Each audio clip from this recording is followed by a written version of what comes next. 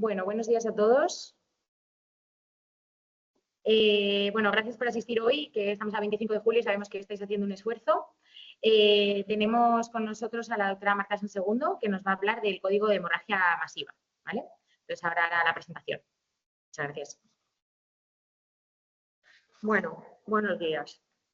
El motivo de hacer esta sesión aquí en pleno verano es porque quiere ponerse en marcha este código de hemorragia masiva precisamente ahora en verano, porque es cuando más politraumas hay.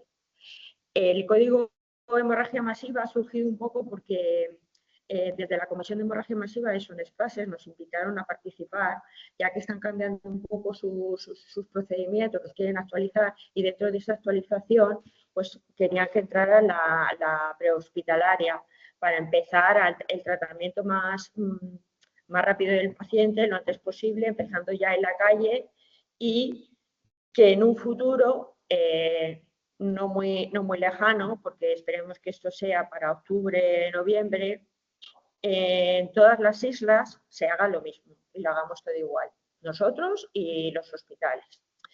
Con lo que quiere decir es que vamos a empezar ahora estos meses de verano, no sé si hasta septiembre, octubre, una fase que va a ser un poco una fase piloto, ¿vale? Esta fase piloto significa que solo se va a activar el código de hemorragia masiva en las unidades de la zona Palma que vayan a SONESPASES, ¿vale?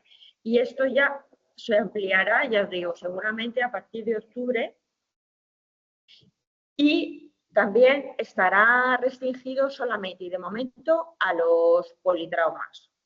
¿Por qué a los politraumas? Bueno, pues porque ya existe el código politrauma y se ha pensado que es como más fácil que se ponga en marcha a las veces que se activa el código politrauma, el código de hemorragia masiva, ¿vale? Hay mucha gente de vacaciones en todos los sitios, en todos los servicios, y hemos pensado que quizá esto fuera lo más fácil, ¿vale?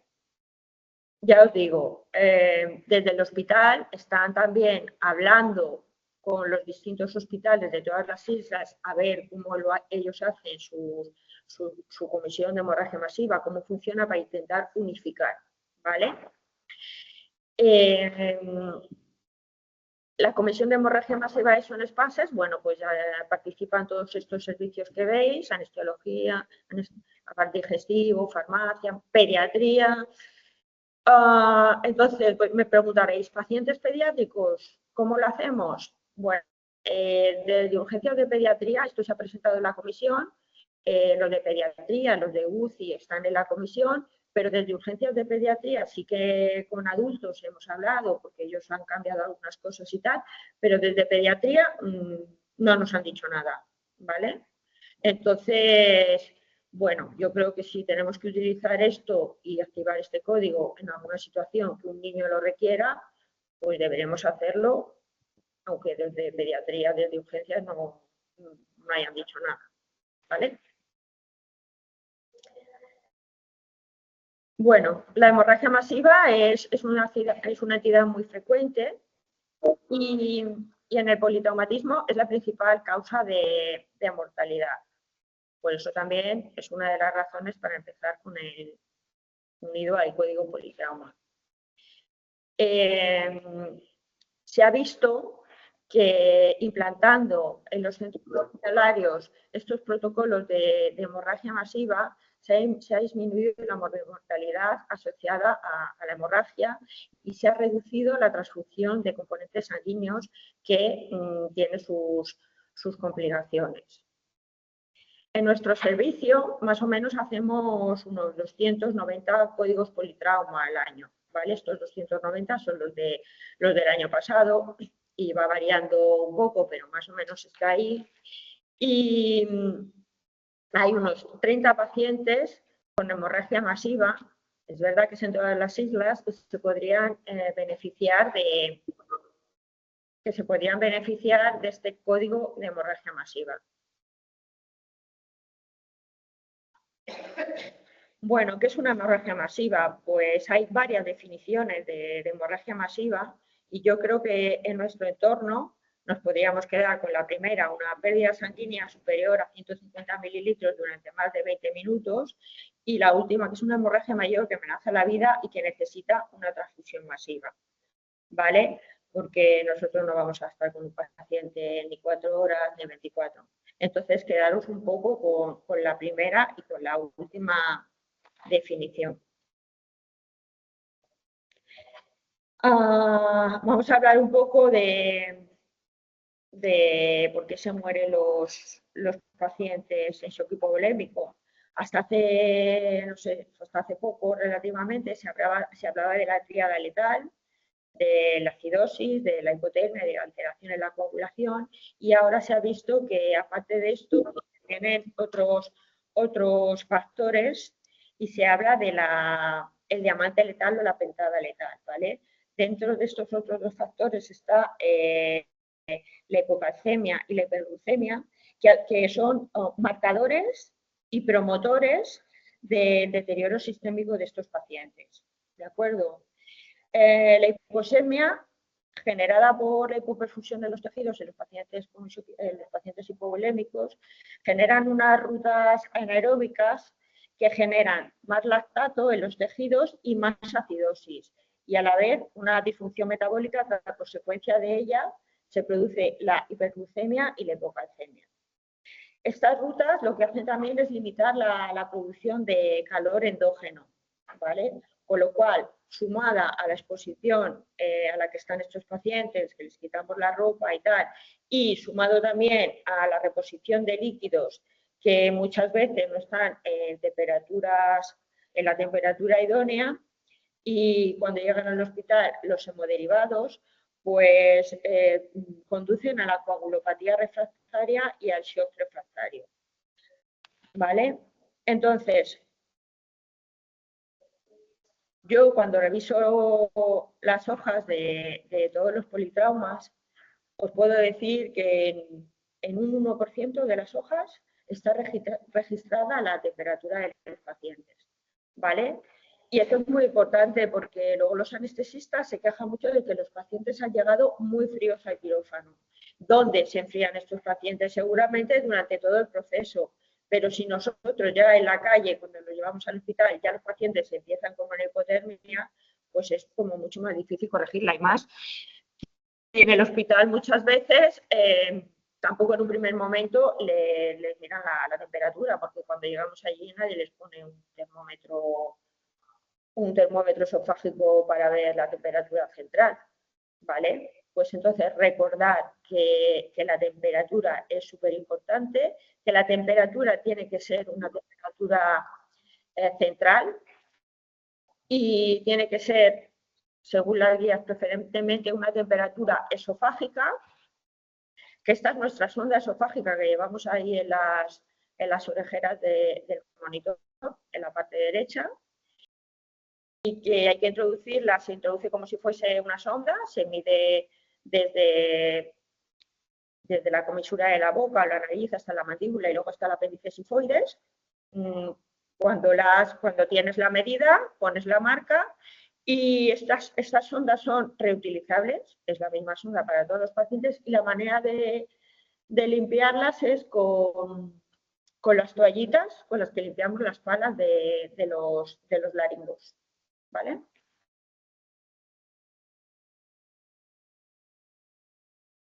Bueno, pues este va a ser nuestro algoritmo de código hemorragia masiva. Vamos a ir hablando un poco de activación de código hemorragia masiva. Vamos a ir hablando un poco por partes y si lo veis ahí como en una rápida mirada, hay como dos criterios de activación. Uno es el criterio tiempo de llegada al hospital y otros son criterios fisiológicos a través de la aplicación de escalas, ¿vale?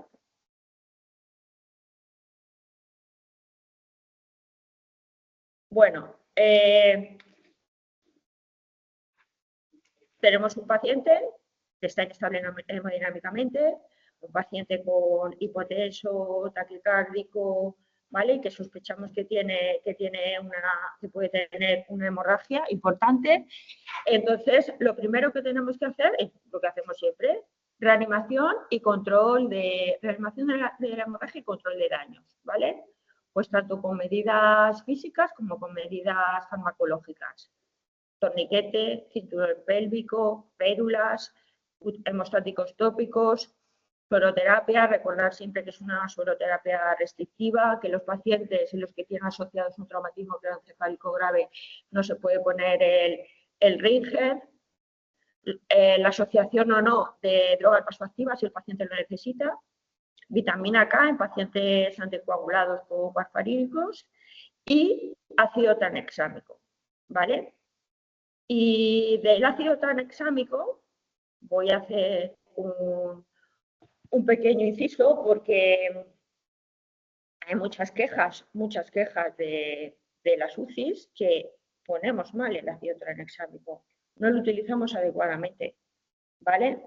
El ácido tranexámico es un fibrinolítico que actúa bloqueando la acción de la plasmina y inhibe la disolución de coágulos. Tiene una evidencia 1A y su uso se justificó a través del estudio CRASH2 y CRASH3, ¿vale? Las indicaciones del ácido tranexámico son pacientes que muestren signos de shock hemorrágico y pacientes con un traumatismo craneoencefálico con un GLASGO menor de 12. ¿Qué quiere decir? Que un paciente con una fractura abierta de tibia y peroné no hay que ponerle, si no tiene nada más, no hay que ponerle ácido tranexámico, ¿vale? Un paciente con un mecanismo lesional importante, pero que no tiene signos de shock hemorrágico, no hay que poner ácido tranexámico. Pacientes con GLASGO 15 que solo tienen UTC, no hay que poner ácido tranexámico y lo ponemos, ¿vale? Y el ácido tranexámico tiene también sus consecuencias. Se ha visto que el uso de ácido tranexámico está asociado a un mayor número de TEPS en los pacientes, ¿vale? Con lo cual esto no es como el agua de Carmen, no podemos utilizarlo porque sí, tiene sus indicaciones y hay que ponerlo cuando tiene sus indicaciones. Recordar también que es en las 3 primeras horas, ¿vale? A una dosis de 1 gramo endovenoso más o menos en 10 minutos. Si vamos a recoger un paciente que se ha caído el día anterior y lo han encontrado a la mañana siguiente en las rocas o en el suelo del hotel y encima tampoco tiene un shock hipovolémico, no está indicado poner tranexámico, ¿vale? Es en las 3 primeras horas, porque luego se ha visto que su efecto no es efectivo, ¿vale? Entonces, una vez que hemos hecho todo esto con nuestro paciente y controlamos la hemorragia y no persiste la inestabilidad hemodinámica, ya está. No seguimos el algoritmo. Activaremos el código trauma si lo necesitamos y tal, y nada más, ¿vale? Pero si persiste la inestabilidad hemodinámica, entonces pasaremos al siguiente punto del algoritmo, ¿vale? Y es aquí donde valoraremos el tiempo de llegada al hospital. Sí, porque no hablo, ¿no? El tiempo de llegada al hospital, ¿vale? Puede que el paciente esté en la vía de cintura, pero si los bomberos tienen que explicar, la explicación va a ser larga, tal, y vamos a tardar más de 20 minutos, estaremos en una rama del algoritmo, y si es coger y cargar y el tiempo de llegada al hospital va a ser menos de 20 minutos, estaremos en la siguiente rama del algoritmo, ¿vale? Es el tiempo de llegada al hospital lo que nos va a puntuar. ¿Por qué diréis? ¿Por qué 20 minutos? Bueno, pues porque hemos estado revisando las cronas de los servicios y tal, y más o menos creemos que 20 minutos es el tiempo adecuado en el que podemos hacerlo, ¿vale? Sí.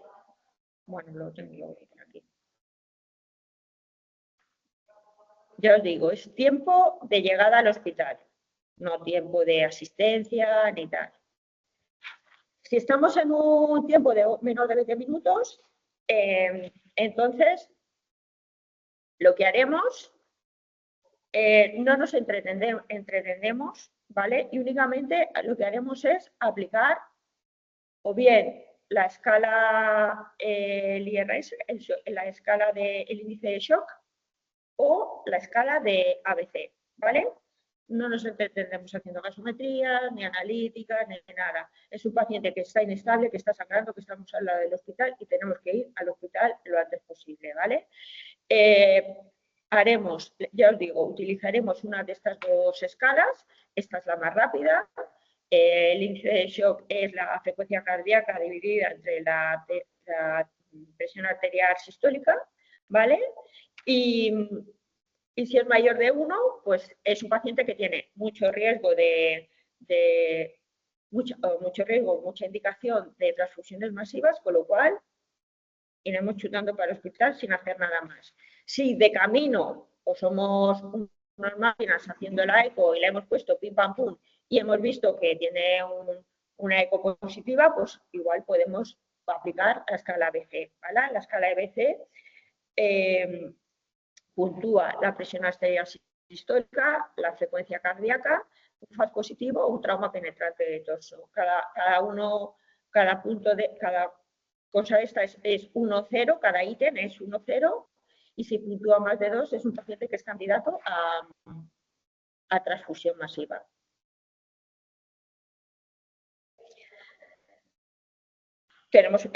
Lo que haremos es llamar a la central de coordinación para contar que tenemos un paciente shock hipovolémico que es candidato a una transfusión masiva y desde la central lo que se hará es llamar al jefe de la guardia, como se hace con todos los politraumas, y prealertar del código de hemorragia masiva. El código politrauma prehospitalario lo activamos nosotros.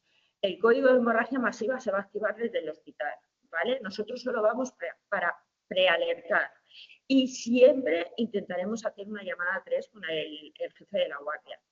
¿Por qué? Pues porque el código hemorragia masiva va a suponer descongelar hematíes, plasma, a lo mejor plaquetas, y hay que tener bien claro que se van a descongelar y se van a utilizar. Los hematíes es fácil de utilizarlos y se descongelan en el hospital. Hay muchos candidatos. Igual el plasma ya no tanto, pero las plaquetas por lo visto no, y entonces se desperdician, ¿vale? Entonces, por eso nosotros vamos a hacer la prealerta, vamos a hacer la llamada a 3 y desde allí ya decidirán ellos qué es lo que se va descongelando, qué es lo que no, y irán cargando, pues precargando el fibrinógeno o tal, ¿vale? Si estamos a más de 20 minutos de llegada al hospital, ¿vale? Pues porque es zona Palmanova, Santa Ponsa, que sigue siendo zona 1, o porque, bueno, es una explicación complicada del paciente. Entonces ahí sí que nos da tiempo, mientras llegamos al hospital, hacer un ecofaz, hacer una gasometría venosa, ¿vale? Si en la gasometría venosa vemos signos de acidosis tisular franca, como es un exceso de base menor de -6 y un lactato mayor o igual que 4, entonces, hola, entonces pondremos el fibrinógeno, que lo llevaremos en las unidades, pues solo falta que nos lo sirvan de son espaces, ya está pedido, ya está justificado y solo falta que nos lo sirvan y lo pongan en la ambulancia, ¿vale? El fibrinógeno, sin tener una analítica que nos diga qué fibrinógeno tiene el paciente, la dosis es de 4 a 8 gramos, ¿vale? Nosotros vamos a llevar en la ambulancia 4 gramos, ¿vale? Pediatría, que en el dossier del fibrinógeno pone pediatría menores de 18 años, la dosis es de 20 a 30 miligramos por kilo, ¿vale? Es lo que os decía antes, los de urgencias de pediatría no han dicho nada, ni han dicho nada ni sí ni no en la comisión, ni nos han llamado a nosotros para saber o decirnos si querían hacer otra cosa diferente, con lo cual yo creo que mientras no se manifiesten, si tenemos un niño así, yo le pondría el fibrinógeno y alertaría como una hemorragia masiva y ya está, ¿vale? Este es el fibrinógeno que vamos a llevar nosotros, que se fibriga, ¿vale? Se carga, son 2 botecitos y se carga como el cianoquil. Hay que pasar el contenido de un botecito a otro botecito, ¿vale? Y cada vial constituido contiene 1 gramo, ¿vale? Con lo cual, en una hemorragia masiva, lo que os digo, tendríamos que poner 4 envases, ¿vale? Y en cada botecito hay una concentración de 20 miligramos por mililitro, ¿vale? Es el ingrediente activo del fibrinógeno humano. Volveríamos a avisar a la central de coordinación que tenemos un paciente con una hemorragia masiva. Daríamos, aunque la indicación del fibrinógeno es el exceso de bases y el lactato, nosotros cuando llamemos al hospital, como ahora, para dar los datos del paciente y hagamos la llamada 3, porque ya os digo, es importante porque tienen que descongelar y que no solo daremos los datos de la gasometría del exceso de bases y el lactato, pues daremos la hemoglobina, daremos todos los datos que tengamos, ¿vale? Lo del exceso de bases y el lactato es solo la indicación del fibrinógeno. El resto lo hacemos como lo hacemos hasta ahora. ¿De acuerdo? Insisto, llamar a 3 desde la central para saber ellos qué hacen, que descongelan y que no descongelan. ¿Vale? Hasta aquí, ¿tenéis alguna duda del algoritmo y del achafibril? Digo, sí.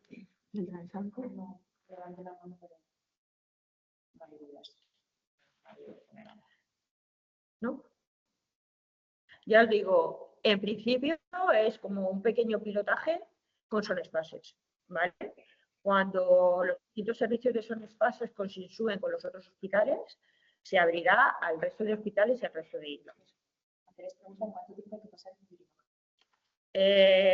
El fibrinógeno hay que pasarlo, creo que en 10 minutos también. De todos modos, el dossier, para que la gente no tenga dudas y tal, se pasará al correo electrónico de todo el mundo, porque, bueno, está el dossier y está la forma de preparación, que se hará seguramente un vídeo o tal, pero para que la gente no tenga dudas, se pasará a los correos de todo el mundo, ¿vale?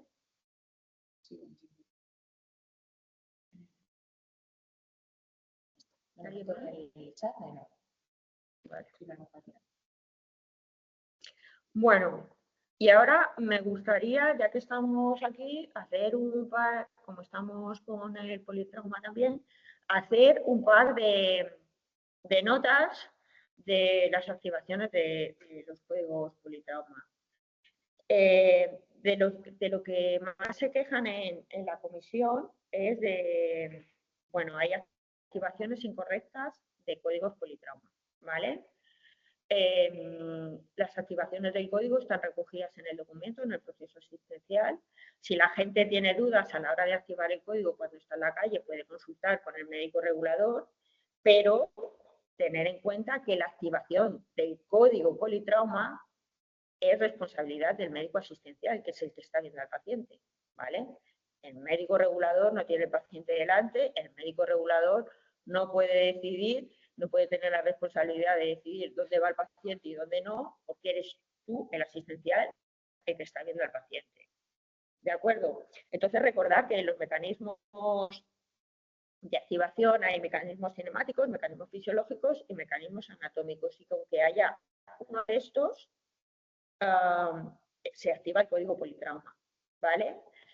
Se ha ido modificando el procedimiento asistencial y todas las modificaciones que se hacen se publican en la primera hoja, la fecha y la modificación, el nombre de la modificación.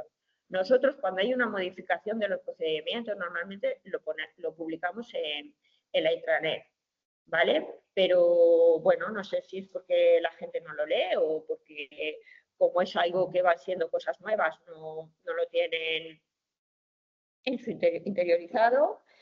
Pero bueno, hay cosas que van cambiando y, por ejemplo, los pacientes que solo cumplen criterios cinemáticos, pues pueden ir a su hospital de referencia, ¿vale?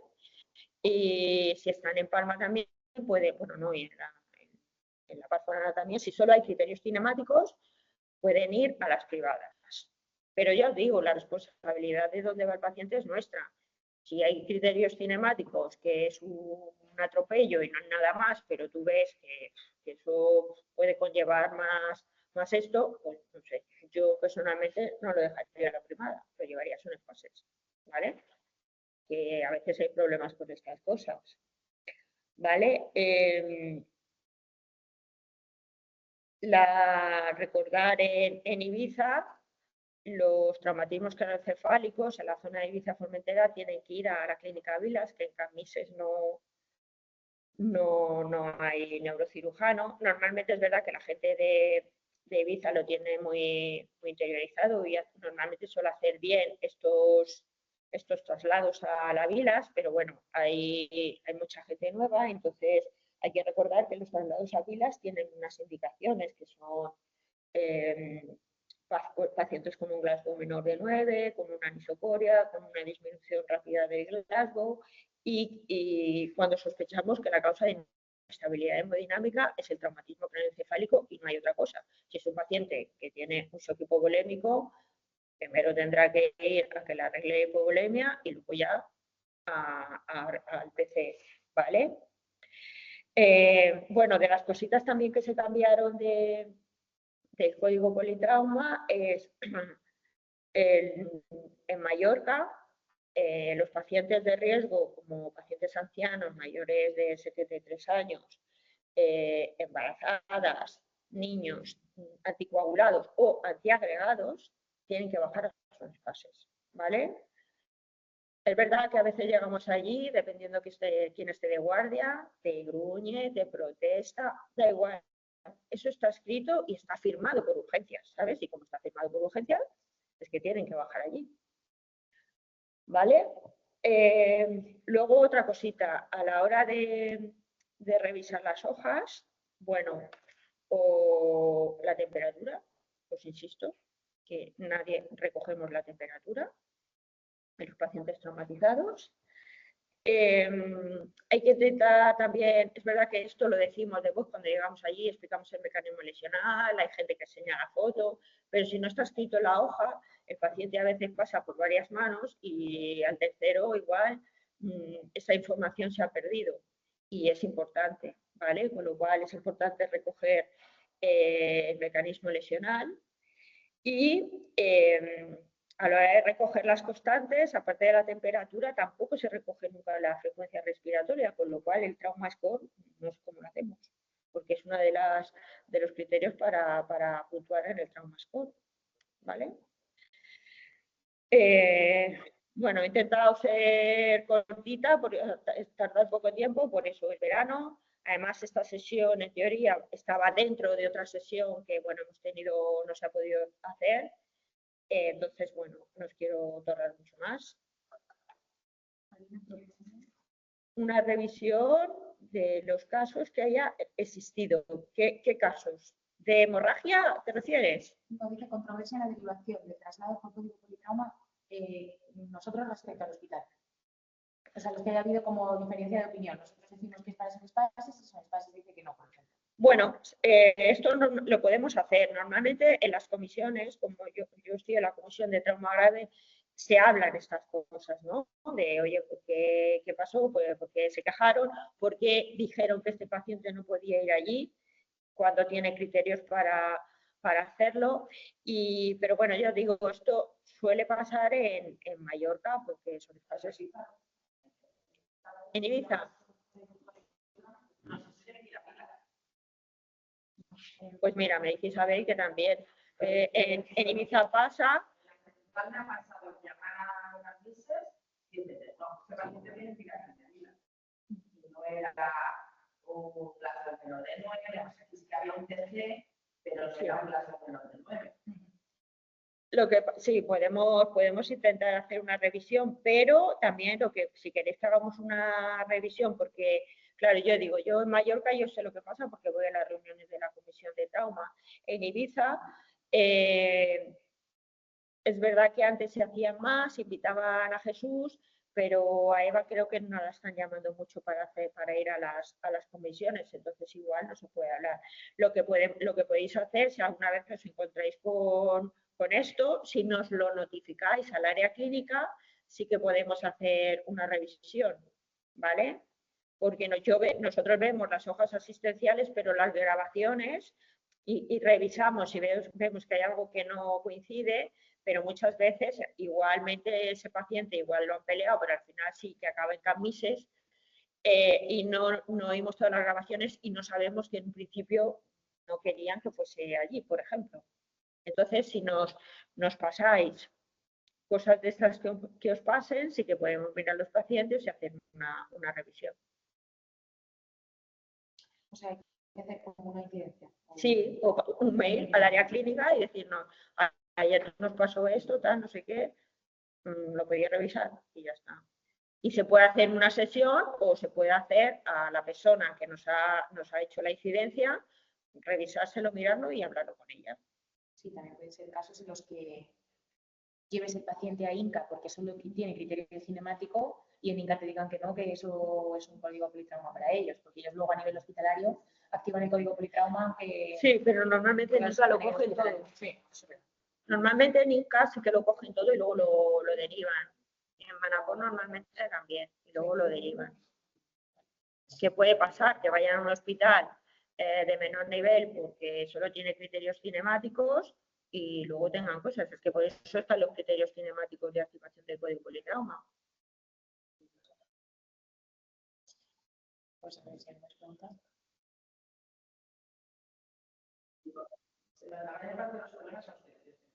¿Perdona? La mayor parte de los problemas son los criterios. Sí.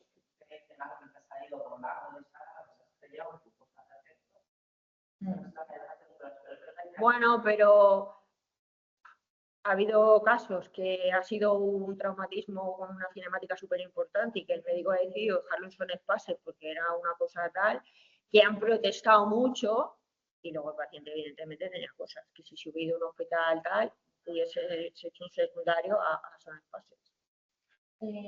Nos piden que repitamos lo que ha dicho Isabel. Dice Isabel que lo más conflictivo son los criterios cinemáticos, normalmente. Pues eso, que se activa el código politrauma porque ha sido un atropello y ha salido despedido, pero no tiene ningún criterio anatómico ni fisiológico, que suelen ser los más conflictivos. No era más que... De todos modos, os recuerdo también que en el código politrauma también se puede hacer una llamada 3.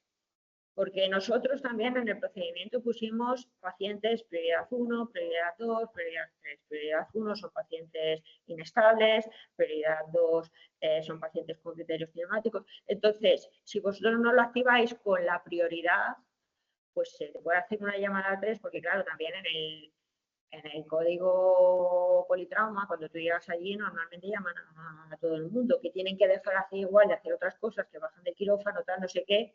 Igual es un paciente que no necesita cirugía, que solo necesita tal. Entonces, si son criterios cinemáticos sobre todo, se llama, ellos ya hacen otra activación interna del hospital, por lo menos son espaces, ¿vale? Entonces, por eso yo insisto, las llamadas a 3 son importantes, porque a veces es el médico que tiene que recibirlo, habla directamente con el asistencial y activa según qué cosas, ¿no? Dependiendo de las circunstancias del hospital en ese momento también, ¿sabes?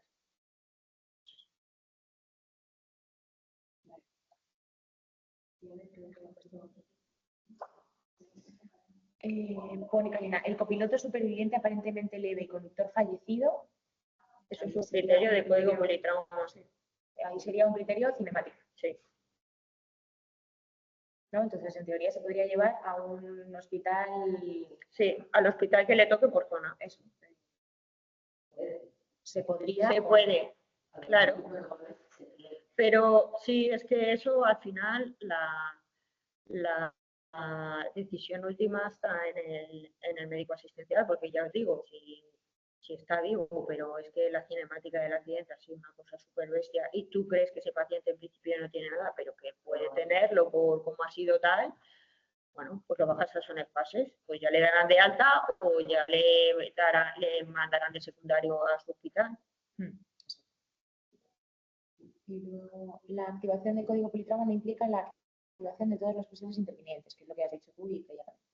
Y el tema de ANDA 3 puede ser complicado, debe servir para informar en todo caso, pero no como veto a una decisión de derivación si es correcta. No, no, porque yo os insisto, la activación del código es, el código politrauma la activa el 061. Y hay unas indicaciones y hay unos criterios. Y es verdad que, bueno, eso está por escrito, entonces, no sé. Los hospitales, los servicios de los hospitales, el servicio de urgencias, la UCI ha firmado eso, ¿vale? Como os quiero recordar también, que ahora se me ha venido ahora a la cabeza, no lo tenía anotado, que los secundarios de pacientes traumáticos, que cuando tú llegues a recogerlo, el paciente esté inestable y esté fatal, tú, aunque sea un secundario, puedes activar el código politrauma para que cuando llegue a urgencias lo esté esperando todo el mundo. ¿Vale? Esto la gente se olvida, pero se puede hacer, ¿vale? Entonces, es para que luego el paciente, la asistencia del paciente en el hospital sea más rápida. ¿De acuerdo?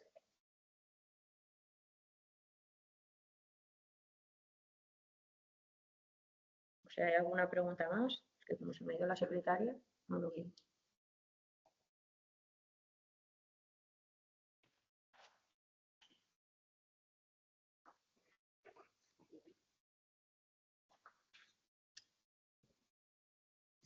Vale, Nada más, ¿no? nada más. Mari, ¿tú querías preguntar algo? Vale, pues si no hay más preguntas, que creo que no, aquí en el chat tampoco, pues ya está. Pues nada, ya está. Recordad que eso no lo pondrán, el fibrinógeno lo pondrán cuando lo sirva farmacia. Y nada, ya está. Perfecto. Gracias.